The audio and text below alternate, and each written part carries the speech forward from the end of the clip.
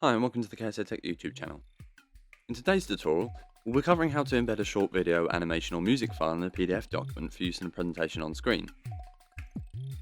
Adding an animation to your document will slightly change how we open our file on screen, and this is vital to get our animation to run, but we'll cover this and a few other requirements later on in the video.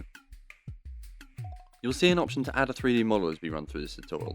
Unfortunately, the only formats that are supported for this feature are PRC and U3D files, which most modelling programs don't have support for just yet, so we wouldn't recommend using this feature at this time.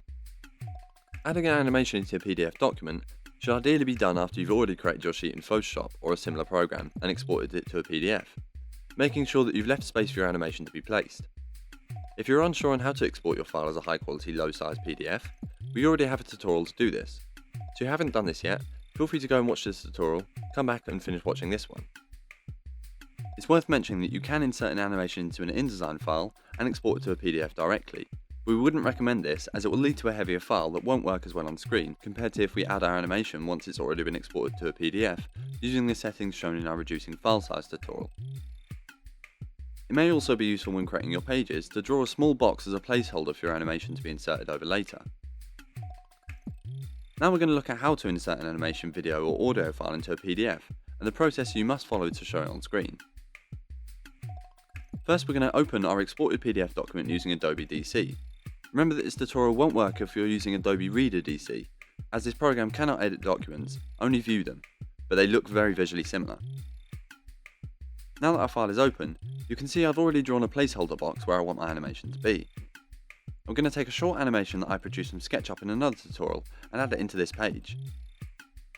It was produced at 720p resolution at 15 frames per second, and as a result is about 20 megabytes in size. Now scroll to the page you want your animation to be placed on. Click the Tools tab that you should see across the top of the screen. From here you'll be presented with many options. Rich Media is the one we need to add our animation to our file. Once we've selected Rich Media, we should have a bar at the top of our screen inviting us to add files.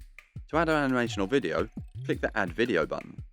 Your cursor should now show a cross, allowing you to draw a box that your media will be contained in. Once we've drawn our box, it will ask us what file we want to insert. Navigate to your file using the Browse button, but don't click OK just yet. Before you do this, click the Advanced Options tick box you see here. This will give you far greater control of how your media appears when played on screen. As you can see, by default our animation is set to only start when it's clicked or tapped on screen. I'm going to change this so as soon as the page is displayed, my media starts playing. Here we can also choose a border for our media if we want one, and also define a preview image that would show up before the media is played. For this tutorial I won't be doing these things, so I'm just going to click OK. Once your video is inserted, you can resize it by selecting it using the Select Object tool. You can then resize it like you would normally resize a picture, using the handles at the edge of the selection. Now make sure you've saved your file once the media is added and you're happy with how it's all set up. It's worth noting that the Rich Media tools require Adobe Flash Player to work, both on the computer it's created and also the computer that it's played on. Without this, either your animation will not be visible or will not play past the preview that is shown when loaded.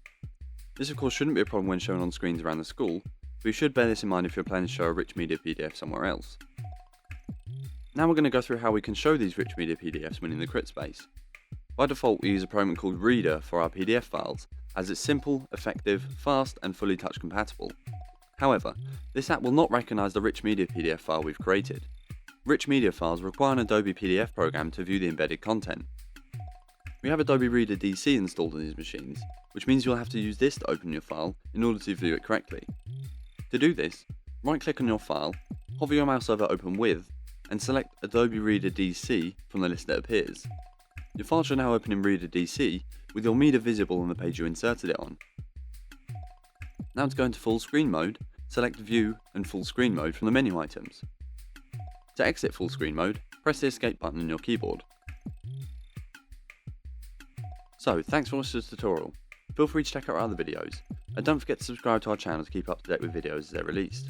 We hope to see you soon, but until then, have a good day.